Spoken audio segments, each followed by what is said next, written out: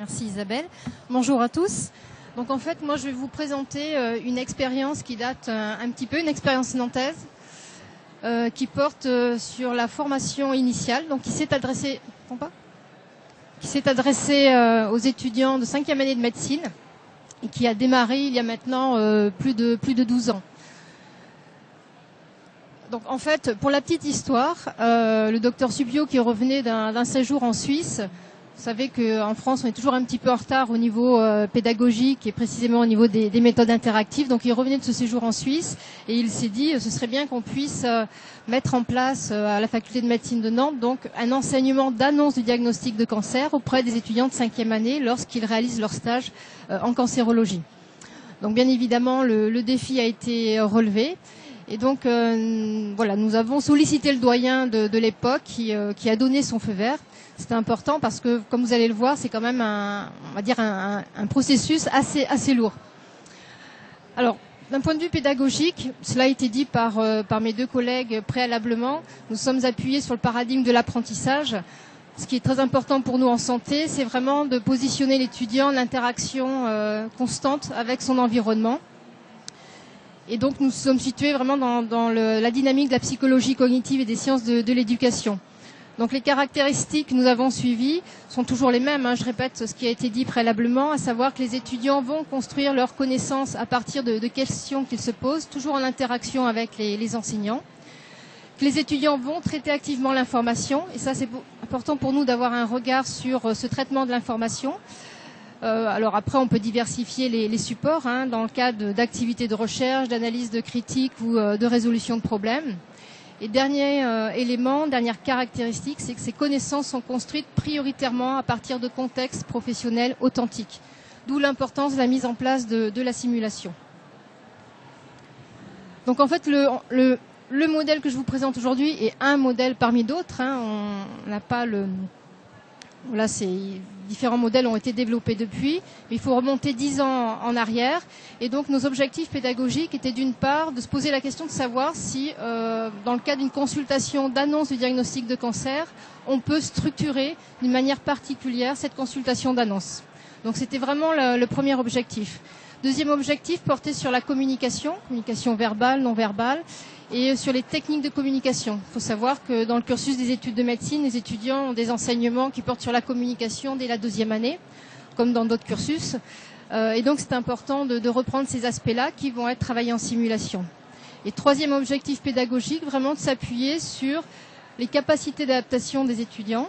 Sont-ils capables, pendant la consultation d'annonce, d'être en mesure de repérer les réactions, les difficultés des patients et de s'y adapter, d'apporter des réponses de façon à soutenir les patients qui vont recevoir leur diagnostic de cancer.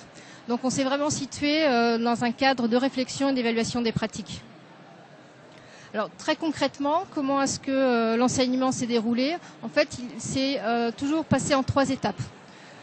Ce que je vous dis, vous pouvez faire le parallèle avec ce qui a été dit préalablement parce que effectivement, vous allez voir, il y a des temps de briefing, des briefings qui sont très importants, si ce n'est que dans le cas de cet enseignement-là. Donc il faut savoir que les promotions, en tout cas à Nantes, sont de plus de 200 étudiants. Donc la promotion était divisée en 4 groupes. Et donc il y avait un premier temps où avec les étudiants, on partait d'une vidéo qui était plutôt un contre-exemple, donc d'une annonce d'une tumeur cérébrale, et on faisait réagir les étudiants par rapport à cette annonce. Puis les années qui ont suivi, nous avons pu nous appuyer sur d'autres simulations, d'autres entretiens, d'autres consultations qui avaient été filmées et pour lesquels les étudiants étaient d'accord qu'on puisse les reprendre en enseignement. Autre élément important, nous avons pu faire intervenir des patients, donc des vrais patients qui venaient témoigner de leur consultation d'annonce. Alors lorsqu'ils venaient témoigner, la plupart du temps, c'est parce que ça s'était mal passé. Il faut savoir que la parole du patient est toujours plus forte et plus impactante que celle des enseignants. Donc c'est vrai que ces patients assistaient à une partie de l'enseignement, ils venaient témoigner. Ensuite, les étudiants échangeaient avec le patient ou la patiente. Puis la personne nous quittait parce que bien évidemment, c'était délicat de garder la patiente avec nous sur la fin de l'enseignement. Donc les étudiants vraiment prenaient le temps d'interagir avec la personne qui avait accepté de venir témoigner. Et donc au cours de cet enseignement, on reprenait des aspects théoriques sur la communication, les techniques de communication et les réactions des médecins et des patients. À la fin de cet enseignement, donc qui durait 2h30 à 3 heures, chaque étudiant repartait avec son cas clinique qu'il avait à travailler. Alors à travailler, c'est compliqué, hein, parce qu'en 5e année, voilà, l'expérience n'étant pas là. Donc la plupart du temps, c'était un travail, on va dire, théorique, mais ils avaient à préparer cette consultation. Donc notre référentiel, c'est ce que j'évoquais à l'instant, c'est Robert Buchmann, certainement que vous le connaissez. Si vous ne le connaissez pas, je vous invite vraiment à le lire parce que c'est un ouvrage extrêmement intéressant, riche, et qui ne s'applique pas exclusivement au domaine de la cancérologie. Donc la version traduite en français, c'est S'asseoir pour parler, l'art de communiquer de mauvaises nouvelles aux malades. Et donc comme je vous le disais, voilà, c'est un ouvrage qui se développe vraiment, qui a un champ d'application extrêmement large. Donc vous voyez qu'il y a 2 acronymes. En fait, ce que propose Buchmann dans son ouvrage, et cet ouvrage bien sûr est issu de son expérience de terrain, c'est en fait de structurer une consultation d'annonce, que ce soit en cancérologie ou dans un autre domaine, en 6 étapes. Donc l'acronyme anglophone est SPIKES. L'acronyme qui a été trouvé en français, c'est EPIS. Alors à quoi ça correspond? Donc la première étape, c'est vraiment celle de l'accueil du patient. Créer un environnement qui va être propice à l'annonce du diagnostic. Ensuite, c'est de savoir ce que c'est le patient, qu'est-ce qui lui a été dit lors des examens, par exemple, et si rien n'a été dit, quelles peuvent être les représentations du patient. Ensuite, on invite le patient à pouvoir dire ce qu'il veut entendre, ce qui n'est pas toujours facile. Et c'est vrai que cette étape-là est assez culturelle, parce que dans les pays anglo-saxons, au Canada, on a pour habitude d'aller vraiment poser la question assez directement au patient. Bon, en France, c'est un petit peu plus délicat, donc en termes de communication, ça peut poser certaines difficultés. 4e étape qui est celle de l'information, c'est-à-dire le moment où réellement le médecin ou l'étudiant va donner le diagnostic au patient. Il va lui donner des informations, jusqu'où il va dans ces informations, est-ce qu'il s'arrête au diagnostic, est-ce qu'il évoque les traitements, est-ce qu'il va jusqu'à évoquer le pronostic si la question est posée. Une 5e étape qui est en fait une étape transversale qui porte sur l'empathie et la capacité du médecin ou d'étudiant à identifier les réactions du patient. Et une dernière étape qui est la synthèse de la consultation et ce qui va être proposé avec une disponibilité du médecin. Donc cette expérience de 10 années, comme je vous le disais en introduction, s'est déroulée donc dans une salle de consultation du centre anticancéreux, l'Institut de cancérologie de l'Ouest. Et donc pendant 10 ans, nous avons pu offrir, permettre cette formation aux étudiants. Donc il faut savoir que plus de 2200 étudiants ont pu expérimenter cette consultation d'annonces simulées et filmées. Donc là, vous voyez des aspects assez logistiques. Je ne vais pas entrer dans le détail parce que ce n'est pas très important, si ce n'est que beaucoup de personnes ont été mobilisées sur le terrain. Et donc, au cours de cette 2e étape, c'est vraiment la consultation d'annonce. Donc, première étape, comme on vient de le voir, des aspects plutôt théoriques, même s'il y avait témoignage du patient. 2e étape, l'étudiant arrive avec son cas clinique. Donc, la consultation a lieu dans une salle de consultation donc, du centre. Il mène sa consultation d'annonce qui est filmée, qui est analysée en direct de l'extérieur par un psychologue. Et immédiatement après la consultation, il y a un temps de débriefing au cours duquel on va reprendre tous les aspects communicationnels, relationnels et certains aspects médicaux. Donc le débriefing, là je reste sur le débriefing post-consultation, il se fait avec la psychologue, mais aussi avec des comédiens. C'est toujours intéressant d'avoir le retour du comédien, parce que vous l'avez compris, donc là ce sont des comédiens, ce qu'on appelle aussi des patients standardisés. Donc c'est un vrai travail d'adaptation de la part du comédien. Si tout se passe très bien, si le comédien sent que l'étudiant a des capacités, s'adapte, il va peut-être le pousser un peu plus loin, toujours en lui posant des questions un peu délicates, sachant que l'objectif n'est quand même pas de mettre l'étudiant en difficulté, mais de voir jusqu'où il est en mesure d'aller, jusqu'où sont ses limites. Lorsque l'étudiant se met en difficulté, parce que c'est souvent le cas, l'étudiant va se mettre en difficulté de lui-même, peut-être en donnant trop d'informations, le comédien a aussi pour consigne de faire en sorte que ça se passe le mieux possible. Donc c'est vraiment de l'improvisation, et les comédiens qui eux-mêmes étaient formés et certains avaient une expérience dans le domaine de la santé s'adaptent vraiment à chacun des étudiants, à leur profil psychologique lorsqu'ils sont en mesure de le faire. Et donc, 3e étape de cette formation, c'est une relecture de l'entretien, donc à distance, 15 jours après, sachant que chaque étudiant repart avec son film, son DVD. Loisir à lui de le regarder seul ou en famille ou avec ses amis. C'est vraiment individuel, hein. Nous avions vraiment choisi l'aspect individuel plutôt que collectif parce que voilà, ça soulève toujours des questions qui peuvent être parfois difficiles, voire dérangeantes.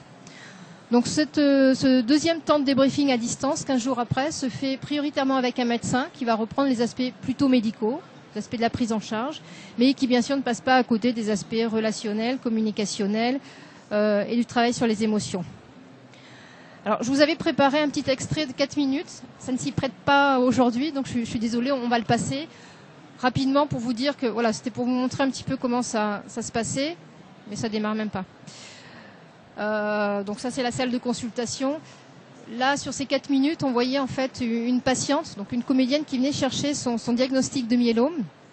En 1 minute 50, l'étudiante avait déjà fait son annonce, donc ce qui était assez rapide, hein, mais il faut savoir que généralement, le temps moyen est de 3 minutes, avec les étudiants, hein, pas avec les vrais médecins, mais avec les étudiants.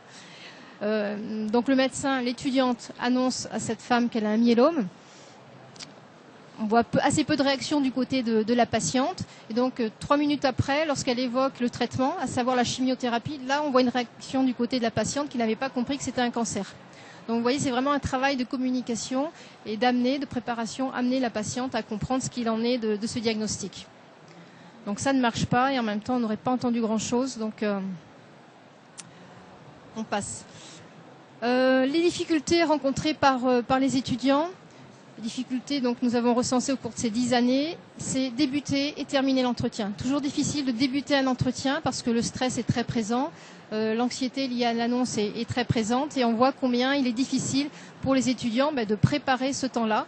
Même si, comme on vient de le voir avec les étapes de Buchmann, il y a quelques repères et donc un cadre qui est proposé, c'est toujours difficile de se jeter à l'eau. Et c'est vrai qu'on avait une année, on va dire, évalué le rythme cardiaque des étudiants. Donc c'était intéressant sur une 50aine d'étudiants de voir ce qui se passait au niveau du rythme cardiaque. Et à partir du moment où le terme cancer est lâché, on voit que tout retombe, quoi. Enfin, l'étudiant peut souffler. Terminer l'entretien également, c'est très compliqué, surtout lorsque les réactions ont été difficiles, voire violentes. Hein, l'étudiant a vraiment du mal à lâcher son patient et c'est là que ça commence à tourner en boucle et ce n'est plus productif du tout, ça peut même devenir anxiogène. Deuxième difficulté, c'est faire face à son stress, avec la grande crainte d'exprimer les émotions. Là, vous voyez, j'ai mentionné quelques références parce que lorsqu'on fait une revue de la littérature, les études nous montrent combien les émotions sont difficiles à gérer du côté des médecins, je dirais en pratique, des vrais médecins. Et donc là, pour nous, c'était important de reprendre cette question des émotions et de voir comment on pouvait les travailler avec les étudiants. Bien sûr, répondre aux questions difficiles du patient.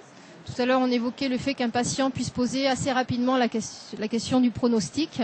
On sait que dans le cadre d'une consultation d'annonce initiale, il est assez délétère de répondre à la question du pronostic.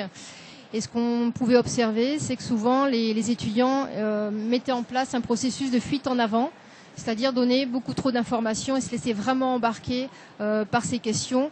Donc ils se prenaient le pied dans le tapis et ça pouvait vraiment induire des réactions de type agressivité ou autre. Donc pour nous, c'était aussi capital de reprendre ça avec eux et de leur donner des outils, des techniques pour être en mesure de désamorcer l'agressivité si c'était le cas. Donc globalement, c'est apprendre à identifier les limites psychologiques du patient et ses propres limites. Donc c'est réellement un travail sur soi.